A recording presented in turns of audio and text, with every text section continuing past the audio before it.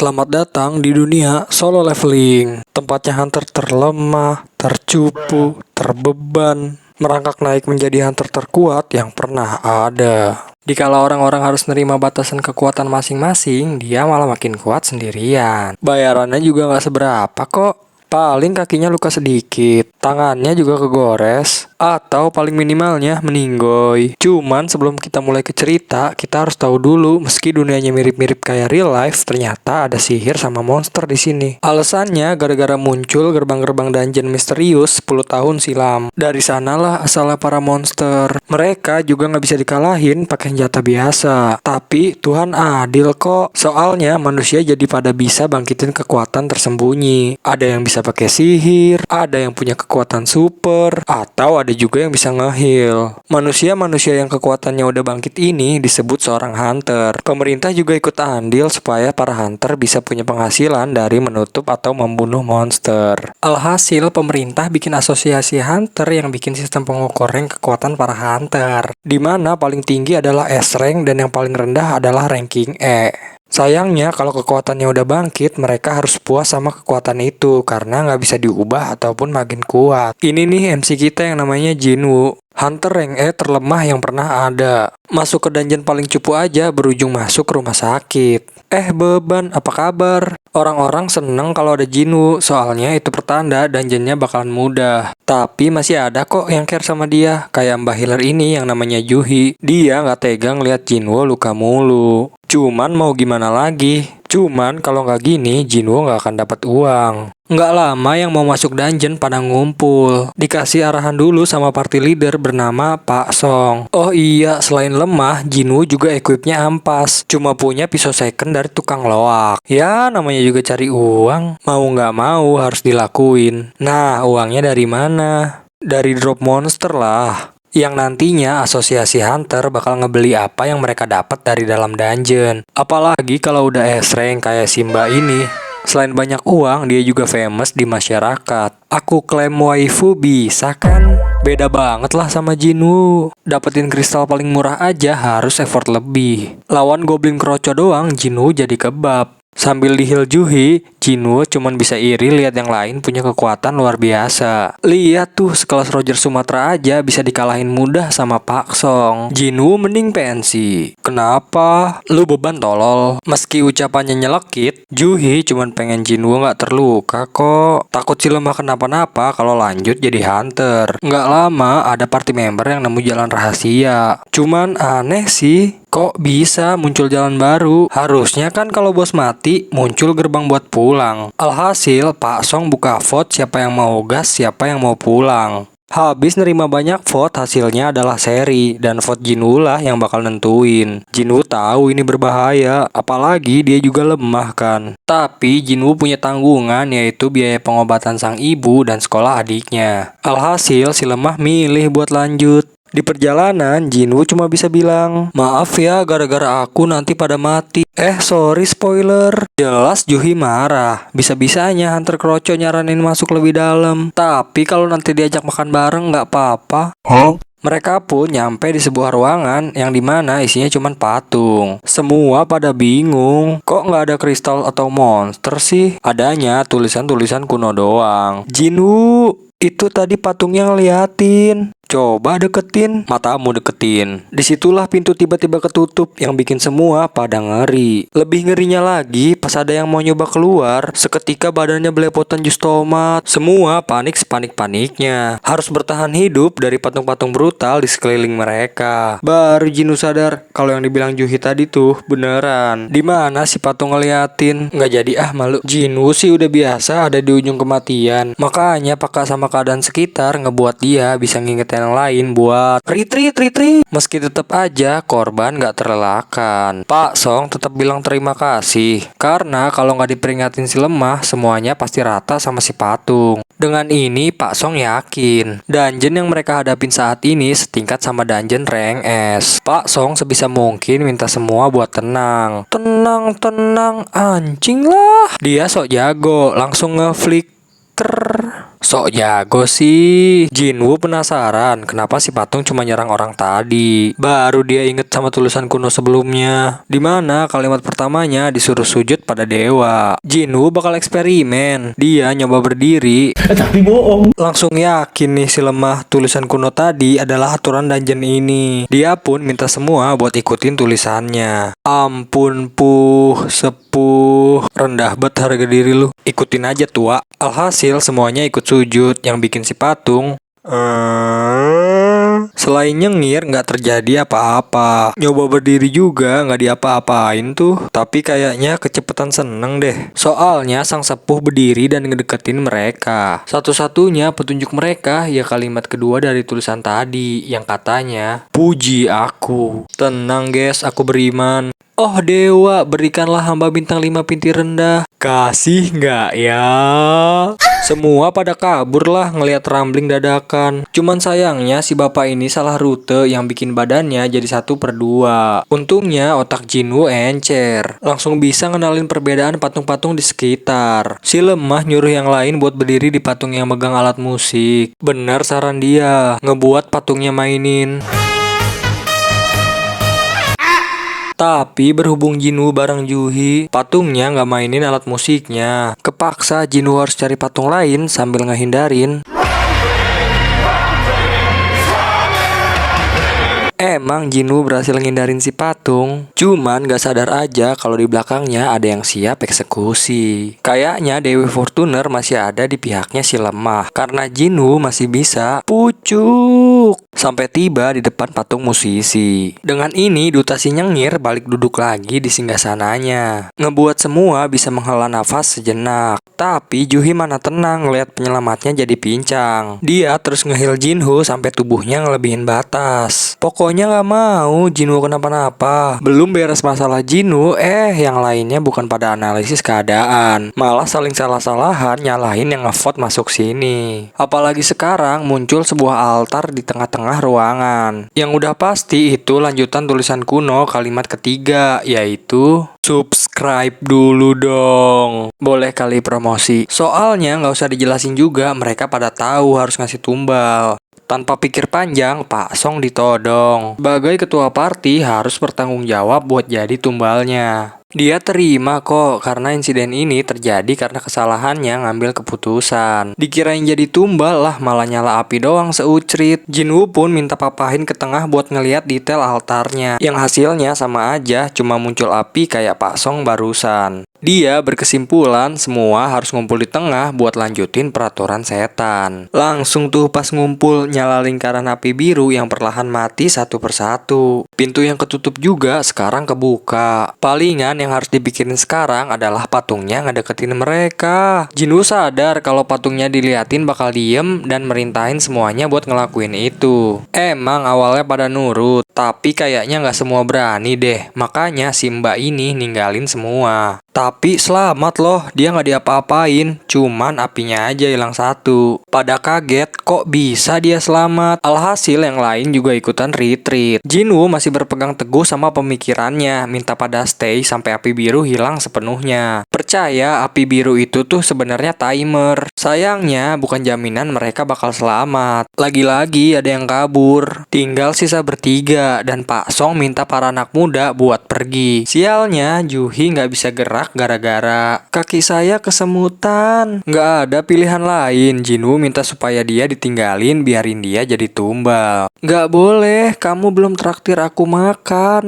Ya udah, Jinwoo kasihin kristal murahnya. Cuman cukup buat Indomie tak. Dibopong lah Juhi sama Pak Song ninggalin Jinwoo sendirian. Sebisanya Jinwoo bakal bertahan ngehadapin patung-patung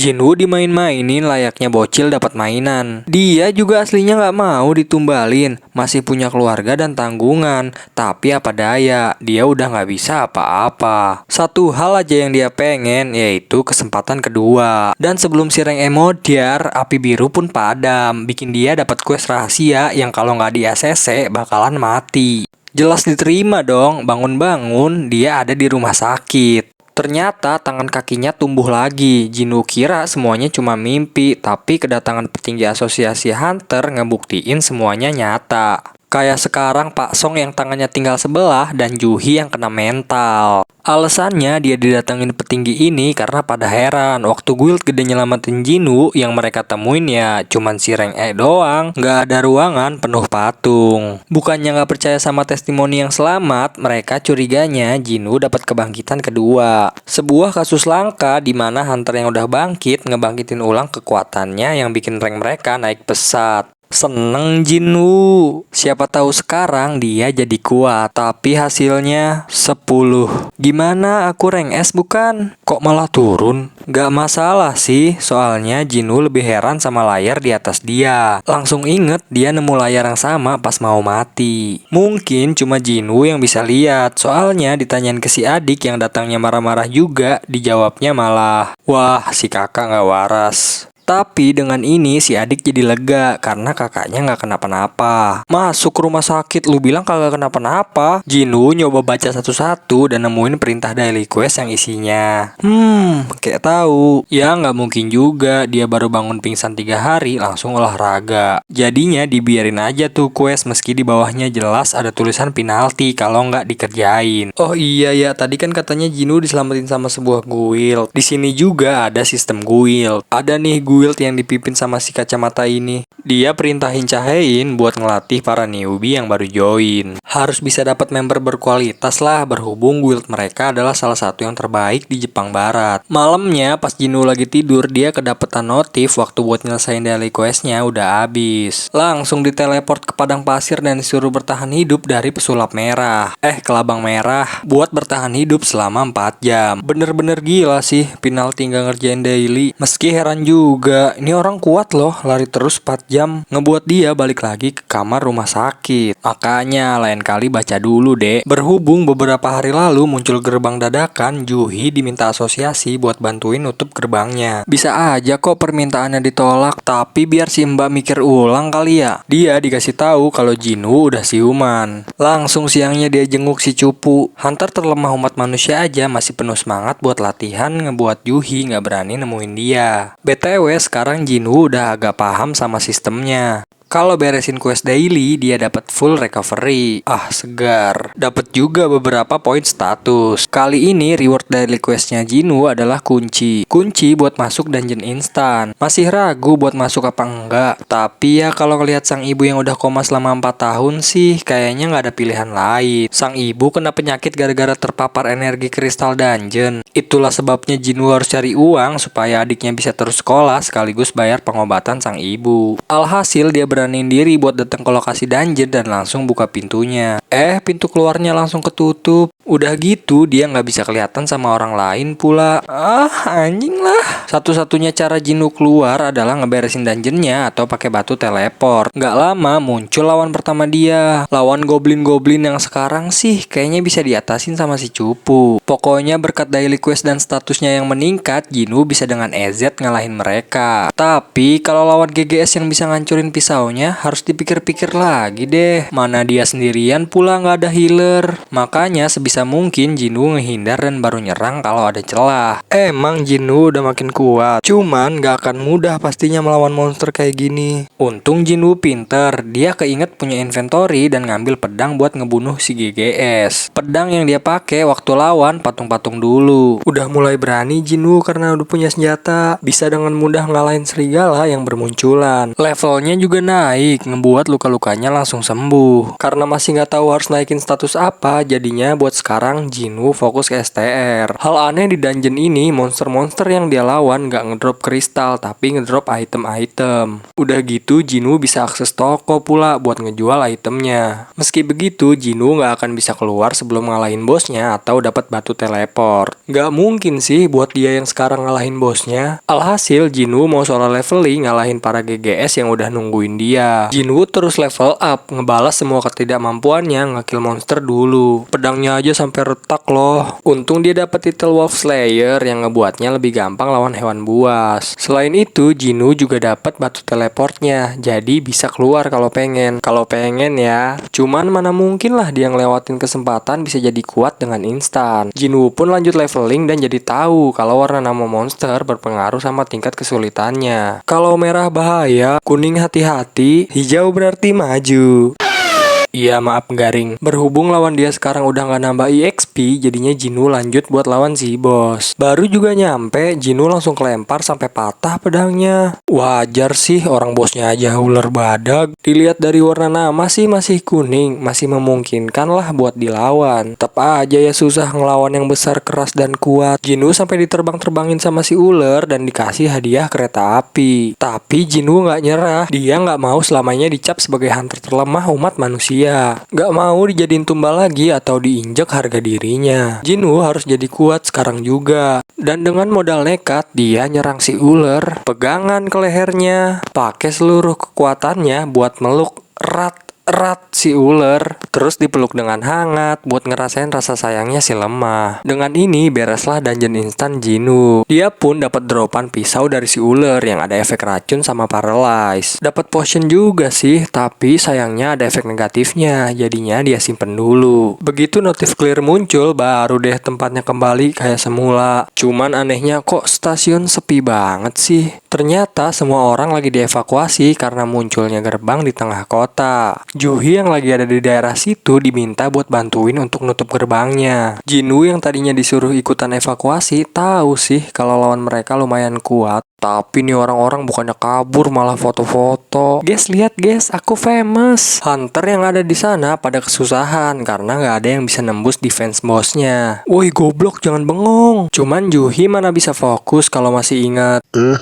Wajar-wajar aja kok. Jinwoo juga kadang masih kebayang. Cuman kini dia udah kuat. Seenggaknya bakal ngebantu mereka dari jauh. Dia lempar pedang sekuatnya, bikin defense boss hancur, ngebuat yang lain bisa ngabisin. Ada yang seneng, ada pula yang heran. Masa sih defense boss tadi hancur cuman pakai pedang patah? Bang, yang lempar itu siapa? Oh, ini lah hilang. Emang gak dipungkiri kalau Jinwoo yang sekarang udah nambah kuat. Si cupu, lu cupu. Beberapa hari kemudian Jinwoo jadi bahan gosip suster rumah sakit. Gimana gak digosipin? Lihat aja badannya sekarang jadi body goals banget kan. Perawat yang ini sih hoki, bisa ngeliat badan Jinwoo secara cuma-cuma. Si Mbak cuman mau ngabarin kalau Jinwoo udah dibolehin keluar dari rumah sakit. Tapi sebelum itu, Mas minta IG, FB, TikTok, Twitter, Snapchat, Messenger, email sama nomor HP-nya dong. Jinwoo kasih aja sih, siapa tahu kan butuh buat dokumen penting. Kalau situasi lagi aman, biasanya suka ada interview sama hunter terkenal. Misalnya kali ini yang muncul ketua guild White Tiger bernama Yunho. Dia ini salah satu hunter peringkat S di Korea. Jadi rahasianya biar tetap bugar apa Pak Yunho? Kalau itu sih harus banyak gerak, banyak istirahat, banyak nontonin Animeverse biar moodnya bagus terus. Ah, saya lu.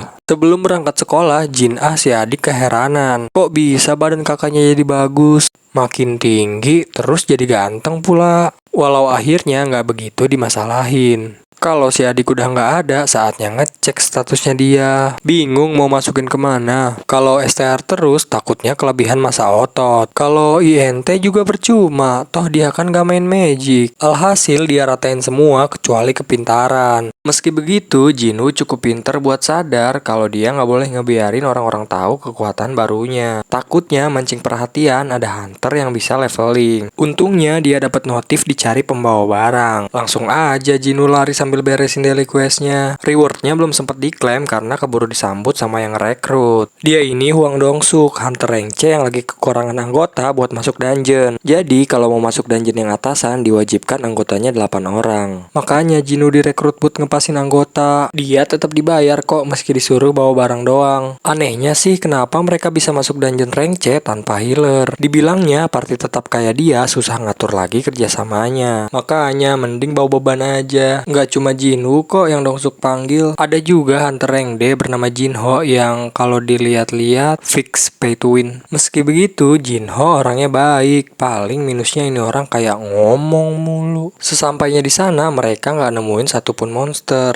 Cuman Jinwoo tahu kalau mereka lagi sembunyi, tepatnya sembunyi di atas mereka. Untung partinya Dong-suk bagus. Kayaknya udah terbiasa makanya berani nggak pakai healer. Dong-suk jadi tanker sementara sisanya ngabisin para monster semut. Jinho Jinho juga bisa bertahan soalnya equipnya kan Sultan. Beres ngalahin semut-semut, Jinwoo ngerasain ada yang aneh. Mungkin karena intuisinya Jinwoo sekarang bagus kali ya. Dia langsung ngasih tahu Jinho buat hati-hati. Intuisi Jinwoo kebukti bener, soalnya mereka nemuin ruangan bos yang isinya mana kristal. Waktu Jinho mastiin lagi kontrak mereka, Dongsuk langsung pamit keluar mau ngambil alat buat panen kristal. Disitulah pintu masuk ruang bosnya ketutup yang ngebuat bos laba-laba dungeon ini kebangun. Sekarang semuanya jelas, mereka selalu berenam dan gak bawa healer tuh buat numbalin orang. Padahal dulu udah diperingatin loh sama Pak Song, jangan sampai lengah kalau lagi di dungeon. Tapi ya udahlah ya, sekarang mau nggak mau saatnya Jinwoo ngetes kekuatan barunya ngelawan saudaranya Peter Parker. Nggak perlu orang jenius biar tahu betapa kuatnya bos di depan mereka. Bahkan Dongsuk yang di luar aja nggak yakin party mereka bisa ngalahin si laba-laba. Nggak mungkin lah peringkat D sama E bisa ngalahin bos dungeon C sendirian. Tetep Jinwoo nggak takut. Teror yang sekarang nggak bisa dibandingin sama ketakutannya waktu di kuil dulu. Apalagi udah pernah ngalahin ular sendirian. Jinwoo yakin bisa ngalahin bos di depannya. Sudah saatnya sang hunter memburu mangsanya. Lawan Jinwoo juga nggak main-main. Dagger dropan si ular aja masih nggak bisa loh nembus kulit si laba-laba. Serangannya ya jelas kuat. Pasti kaget melihat hunter rank E sekuat ini. Jinho jadi curiga. Jangan-jangan Jinwoo tuh ranker palsu. Yaitu hunter yang palsuin ranknya supaya bisa bantai-bantai di tingkat lebih rendah. Padahal yang berantemnya aja kecapean. Karena kulit bosnya sealot kulit sunat. Apalagi status capeknya Jinwoo udah tinggi. Nggak ada pilihan lain. Jinwoo harus manfaatin racun di dagger dia. Makanya langsung aktifin skill dash. Melesat dengan cepat nyerang kepala laba-laba. Sayangnya itu masih belum cukup kuat buat nembus kerasnya si laba-laba. Jinwoo masih terus nyerang, tapi disitulah capeknya mulai kerasa yang bikin dia kelempar. Mungkin ini bakal jadi akhir Jinwoo kalau dia nggak inget hadiah daily questnya belum diambil. Berkat full recovery, Jinwoo bisa bangkit dan jadi pencolok handal. Jus.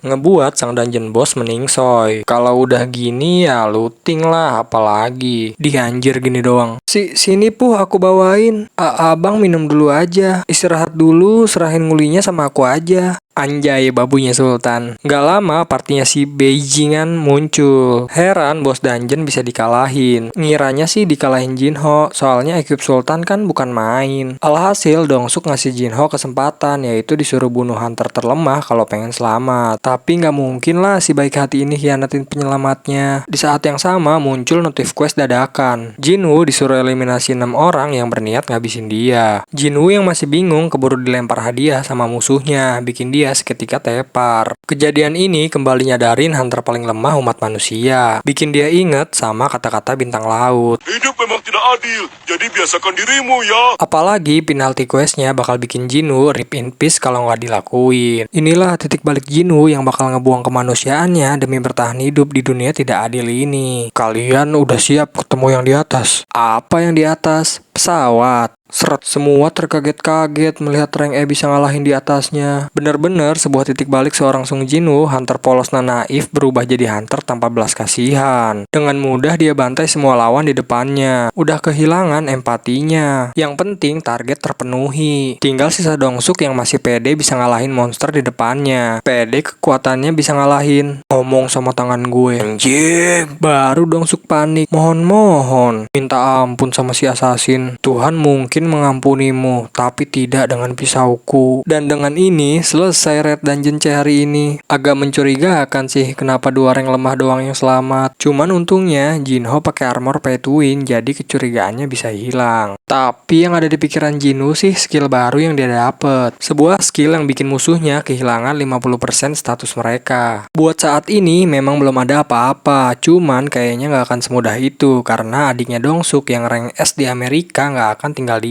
Tentunya kejadian kemarin sampai ke petinggi asosiasi. Benernya sih udah nggak asing kejadian kayak gini. Tapi yang menariknya ada nama si lemah sama adik hunter rank S. Jinwoo nggak tahu lagi diobrolin. Sibuk dong bawain adiknya makanan. Sempet ditanyain gimana rate-nya, cuman mending gak usah tahu deh ya. Mending sekarang fokus gimana caranya makin kuat dan ngebuat keluarganya aman. Nggak disangka pas Jinwoo minum alkohol dia kedapatan notif badannya di heal sama sistem. Mau dicoba minum terus juga juga tetap dinetralisir. Ternyata ini tuh efek dari sistem, hadiah karena udah beresin quest patung dulu. Semua status abnormal bakal dinetralisir dan badannya bisa regenerasi. Makanya tangan kakinya bisa tumbuh lagi. Besoknya Jinwoo dapat kabar dari Jinho yang minta ketemuan. Jinwoo mau aja ketemuan, toh Jinho nggak ngebocorin kekuatannya. Jadi aku pengen Jinho pengen Jinwoo bantuin dia buat nge-raid, soalnya dia pengen jadi guild master. Syaratnya harus kelarin 20 raid. Alasan pengen jadi guild master ya biar perusahaan keluarganya makin makmur. Berhubung bisnis perhunteran lagi naik daun. Niatnya sih pengen rekrut hunter rank S, tapi sayang semua udah masuk guild lain. Makanya si Jinho request si solo leveling buat bantuin dia. Benefitnya juga lumayan, soalnya Jinwoo ntar bisa nge-raid sambil nyembunyiin kekuatannya. Bukan cuman itu aja, Jinho berani bayar 271 triliun kalau Jinwoo setuju. Emang sih menarik, tapi Jinwoo kan makin lama makin kuat dan nantinya uang segitu bakal jadi receh bagi dia. Alhasil ditolaklah tawarannya. Bodohnya Jinho berani loh ngancem bakal nyebarin rahasianya. Gimana?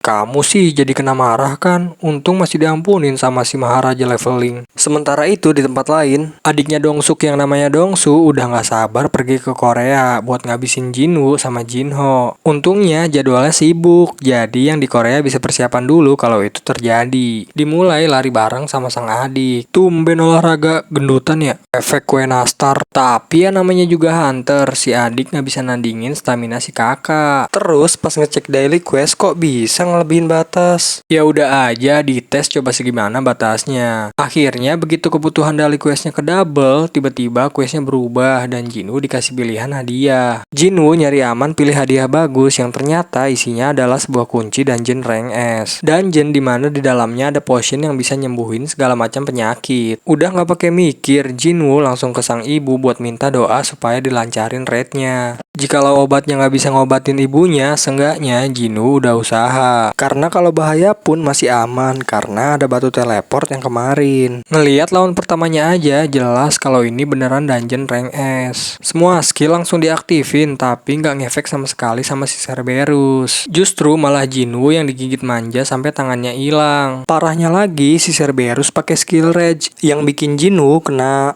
Masih untung dia punya full recovery dari daily hari ini. Meski ujung-ujungnya ya sekarat lagi dia dimainin anjing kacili. Jinwoo sempet sih sembunyi. Niatnya mau pakai batu teleport buat keluar. Si batu lepas dari tangannya. Pinter. Jinwoo terus muter otak gimana caranya selamat dari anjing kembar Siam. Nyoba beli potion cuma nambah sedikit darahnya. Tapi kalau ngomongin potion, dia juga keinget sama dropan potion dari si ular dulu yang ada efek negatif. Berhubung kemarin alkohol dinetralisir skill pasif. Jinwoo nyoba minum itu, mungkin aja efek negatifnya dinetralisir juga. Dan bener dong gak dapet efek negatifnya, ngebuat si assassin sekarang jadi lebih tahan badan dari serangan Cerberus. Pas juga efek skill red si anjing abis yang bikin Jinwoo langsung barbar nyerang musuhnya. Mau dia diseret, diemut si anjing, Jinwoo gak nyerah sebelum dia bisa nyolok Cerberus sepuasnya. Membuat si anjing is dead karena kekurangan cairan. Gila tuh Jinwoo naik levelnya berapa kali. Udah gitu dia dapat kunci gerbang dan juga resep rahasia Krabby Patty. Canda. Resep buat bikin obat penyembuh segala penyakit. Sayang bahannya di dalam kastil yang pasti bikin Jinwoo mati kalau dipaksain masuk sekarang. Jadinya dia bakal kembali kalau udah makin kuat. Karena itulah supaya makin kuat Jinwoo nerima tawarannya Jinho kemarin dengan syarat mereka doang yang masuk ke dungeon. Kalau kurang orang ya sewa aja kayak Dongsuk kemarin. Kan bagus nantinya Jinho bakal punya achievement beresin dungeon tanpa ada korban. Alhasil Jinho bakal nyiapin semuanya. Paling balapan sama ayahnya yang pengen bikin guild juga supaya perusahaannya bisa dapat sumber cuan baru lewat dungeon. Malahan sampai berani loh ngerekrut Chaein yang udah jadi member guild lain. Kalau Jinwoo sih sekarang lagi nyoba ngelebihin kuota daily questnya, tapi sayangnya udah nggak nge-trigger bug kayak kemarin. Waktu di jalan pulang, Jinwoo nemu rekrutmen buat dungeon rank D. Dia coba aja daripada nungguin doang kan. Bukan cuma Jinwoo, Pak Song yang tangannya tinggal sebelah, Juhi yang kena psikisnya, Pak Kim yang kabur duluan pada dapat notifikasi buat ngeberesin dungeon. Masih pada trauma sih sama dungeon patung dulu, tapi urusan kehidupan nggak bisa kompromi. Janji ya nggak akan mati mati. Siap mah. Di tempat lain ada Yunho yang datang ke Guild Hunter mau ngobrolin sesuatu. Basa-basi dulu ngasih info soal perusahaan Jinho yang nyoba ngerekrut member guild lain ke Jong-in si ketua. Telat nyet, berita lama itu. Tapi aslinya si Jong-in yang manggil si Brewok mau ngobrolin soal Pulau Jeju. Raid yang dulu gagal mereka kalahin. Si ketua Guild Hunters ini punya rencana buat nantangin lagi ke sana. Makanya Jong-in minta tolong bantuin dia berhubung Pulau Jeju itu raid tingkat S yang bukan main. Besoknya Jinwoo berangkat ke Rengde yang kemarin diposting. Langsung ketemu sama Pak Song yang heran ngelihat si lemah berubah drastis. Kamu kok kakinya tumbuh lagi? Aku turunan cicak, Pak. Meski tangannya Pak Song hilang, dia bersyukur kok juniornya bisa selamat lagi kayak sedia kala. Tapi bener-bener nggak nyangka loh, member yang selamat dari dungeon patung ngumpul lagi di sini. Kecuali si Ireng. Juhi nggak nyangka kalau orang yang dulu dia asuh sekarang udah gede. Sayang nostalgianya keganggu karena muncul kriminal-kriminal yang dibawa sama petinggi asosiasi. Katanya sih mereka bakal join raid kali ini buat ngeringanin hukuman masa penjara. Pening palaku. Tenang, ada pengawas kok yang ikut. Bakal dijagain Taesik si Hunter rank B. Sama kayak dulu, Pak Song ngajuin diri lagi jadi party leader. Semua setuju-setuju aja sih. Yang bikin mereka langsung masuk ke dungeon. Semuanya nggak ada kesulitan ngelawan kroco-kroco di sini. Paling pada heran sama Jinwoo yang sekarang nggak beban dan juga punya dagger bagus. Belum lama masuk udah disuguhin sama jalan bercabang. Jinwoo sih tahu mana yang jalur ke ruangan bos, jadinya dia milih jalan itu. Pak Kim bakal ke tengah dan para kriminal bakal ke kanan sambil diawasin sama Taesik yang diam-diam merhatiin Jinwoo. BTW, Pak Kim ini masih kebebanin pikirannya gara-gara ninggalin Jinwoo dulu. Makanya nanti begitu ketemu lagi dia janji bakal minta maaf ke si lemah. Cuman di rutenya para kriminal kayaknya ada yang aneh nih. Bener aja pas Pak Kim gak sengaja ketemu mereka, Taesik udah ngebantai para kriminal. Apa lu lihat-lihat? Lah ngatur. Wah, bakal nggak beres. Kemarin malam sebelum masuk dungeon ini, dia udah disewa sama orang yang pengen balas dendam ke para kriminal. Nggak rela hukuman mereka berkurang karena masuk dungeon doang. Sedangkan putrinya yang meninggal gara-gara mereka nggak bisa kembali. Jinwoo DKK yang ngedengerin teriakan jelas langsung balik dong. Tapi apa daya, Pak Kim sama temennya udah diambang kematian. Ya ampun Pak Kim. Heal block bukan bengong. Baru aja si beban nge-heal dengan sisa tenaganya, Pak Kim cuma pengen bilang sesuatu.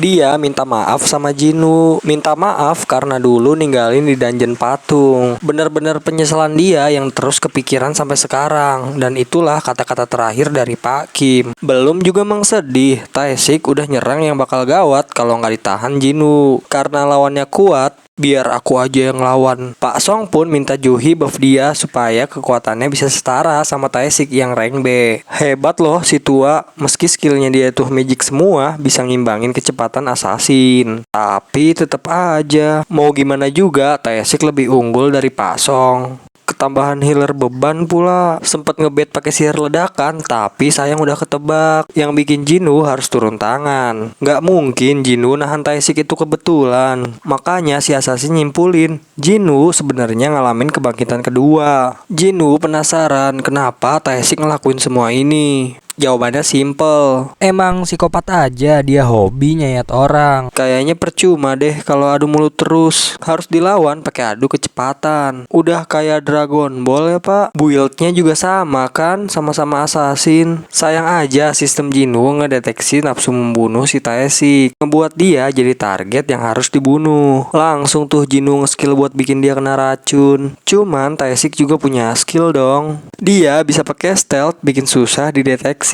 Tapi mau diserang segimana juga nggak masalah kok. Full recovery. Sialnya hati Jinwoo jadi makin batu. Jadinya nggak ragu lagi buat ngebunuh Taesik. Gerakan stealthnya aja bisa full dideteksi loh sama Jinwoo. Tinggal pakai skill debuff biar nge-freeze tuh Taesik, yang akhirnya ditusuk dengan lembut. Sebelum kematiannya, Taesik cuma mau ngasih tahu kalau kekuatannya Jinwoo bakal narik dia menuju kegelapan. Kalah mah kalah aja. Tapi emang bener sih, karena Jinwoo ngerasa empatinya perlahan-lahan menghilang dari dirinya. Dan kill hari ini adalah rune stealth-nya Taisik. Sekarang tinggal ngeberesin bosnya supaya bisa keluar dari sini. Jelas dong diinterogasi lagi. Malahan kali ini sama Jincul, atasannya Taisik. Dia cuma nanya siapa yang ngalahin bawahannya. Emang kayaknya udah waktunya deh rahasianya Jinwoo kebongkar. Saya yang ngalahin. Tapi kan kamu gak punya tangan. Kan ada healer beban. Apa bawa-bawa aku? Gak percaya sih Jincul. Tapi buat sekarang ini dia terima dulu penjelasannya. Sebelum pada pisah, Jinwoo ngobrol dulu sama Jincul. Si petinggi ngasih tahu Jinwoo harus hati-hati karena adiknya Dongsuk yang rank S di Amerika ngincer dia. Pokoknya gak akan berhenti sebelum Jinwoo tiada. Saking berbahayanya si S-Rank, Jinwoo disaranin buat keluar negeri loh.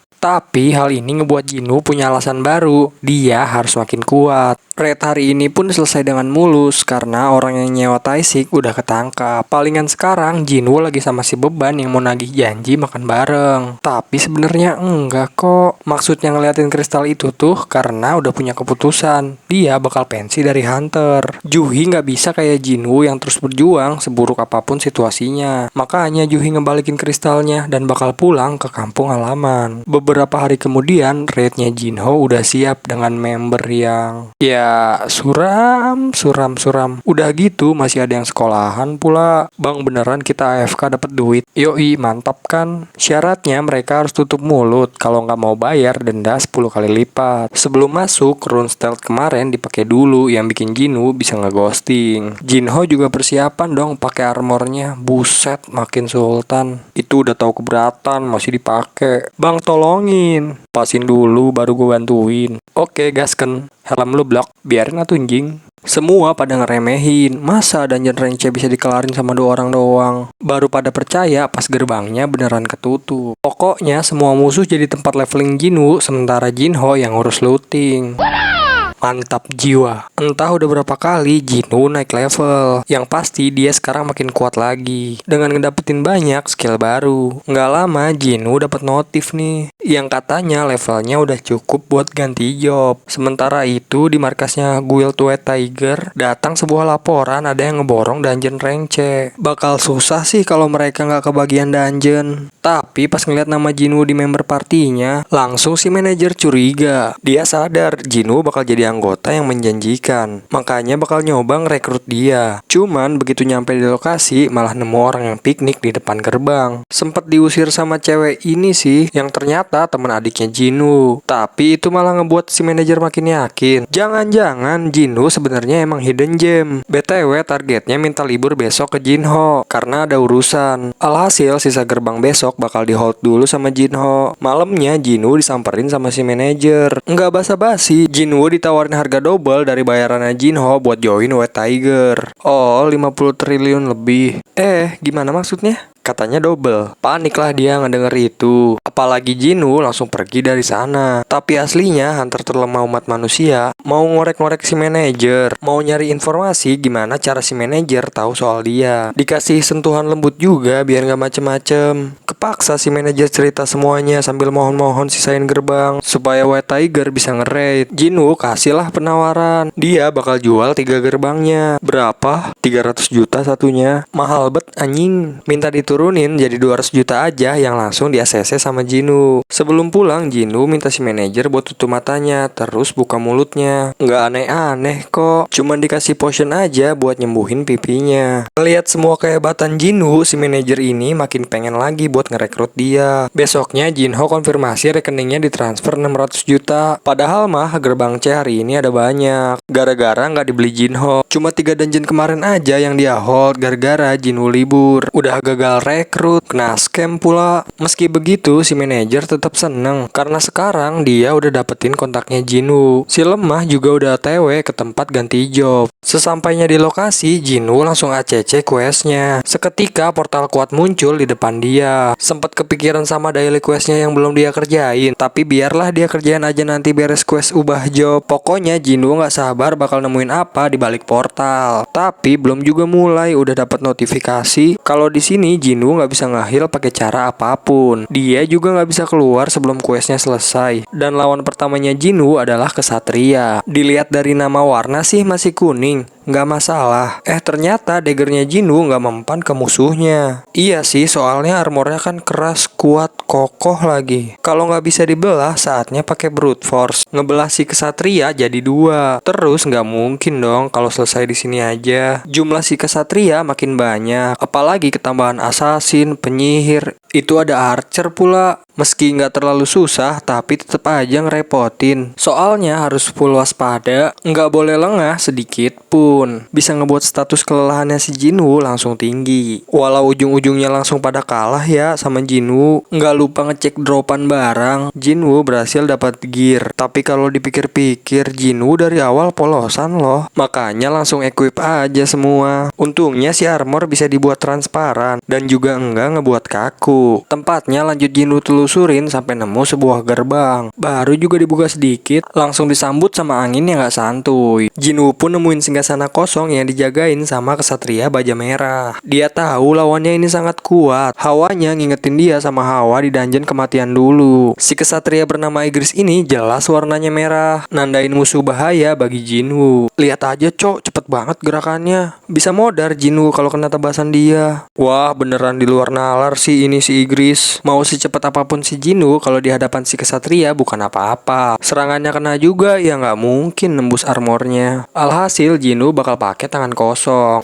Taunya Igris juga nyimpen pedang sama senjata lainnya. Ngelayanin apa maunya Jinwoo. Ini baru namanya kesatria. Nggak pakai lama, wanjir langsung dibanting. Jinwoo bener-bener dibikin samsak sama muridnya Star Platinum. Untung aja pakai armor. Kalau enggak, abis tuh Jinwoo. Kalau misalkan kekuatan kalah, Jinwoo cepetin gerakannya. Meski tetap semua serangan dia bisa diprediksi sama si Igris. Malahan Jinwoo yang jadi bulan-bulanannya si kesatria. Wah, bener-bener epic battle sih ini. Begitu serangan Jinwoo kena, disitulah si Igris terpelatuk dan nge-full combo si tukang leveling. Nyuruh duduk dulu biar santai. Mungkin ini bakal jadi pengakhiran. Makanya Igris manggil pedangnya buat ngakhirin pertarungan ini. Tapi tidak bisa. Dengan sisa kekuatannya, dia colok tuh mata Igris. Mau Igris balas pakai dagger Jinwoo, tapi mana bisa. Soalnya Jinwoo kan bisa equip unequip daggernya sesuka hati. Alhasil dengan dendam personalnya, Jinwoo pakai seluruh skill dia, musatin seluruh kekuatannya supaya Igris bisa tumbang. Beneran clutch sih kemenangan si solo leveling. Soalnya dari segi apapun kayaknya nggak mungkin Jinwoo bisa menang. Tapi ya udahlah, mending lihat dropan Igris dulu. Dimana dia dapat duit bejibun, helm rarity SSR, dan juga ada rune yang belum tahu apa isi skillnya. Selain itu dia dapat batu teleport yang nandain kalau questnya belum beres lah.